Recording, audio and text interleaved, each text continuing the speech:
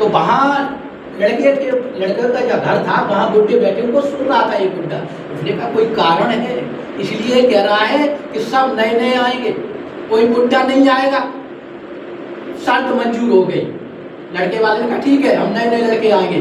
बारात गई, सब नए नए लड़के पहुंचे, लेकिन जो वो बुढ़ा सुन रहा था, जो अनुभवी था, वो चुपचाप चला गया, डुबके छिपक के, किसी को बताया नहीं।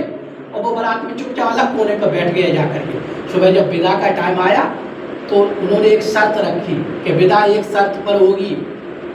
तो बारात वालियों का बोलो कि शर्त ये होगी कि दूध की नदी बहाओ, दूध की नदी बहा के दिखाओ, तब जो है हम विदा करेंगे।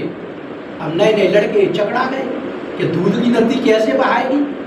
अब उनको याद आ रहा था कि कोई हमारा अनुभवी आदमी होता तो इसका सॉल्यूशन निकालता, इसका समाधान करता। तो वो बुढ़ा जो छिपा बैठा था वो तो जान रहा था ये शर्त इसीलिए रखी है कहीं कोई बरात में अटवा जरूर पड़ेगा। वो निकल के आया, उसने कहा मैं आया हूँ, मैं जवाब दूंगा, विदा करोगे क्या? तो उसने कहा दूध की नदी हम बहा देंगे, पहले जो नदी बह रही है उसका पानी बंद कर दो। तो जो नदी बहा रही है उसका पानी बंद कर दो, उसे पानी को सुखा दो, तो रास्ता तो बना दो पहले दूध को बहने के लिए, पानी को साफ करो। अब पानी को कौन साफ करेगा? तो ये क्या था? अनुभव।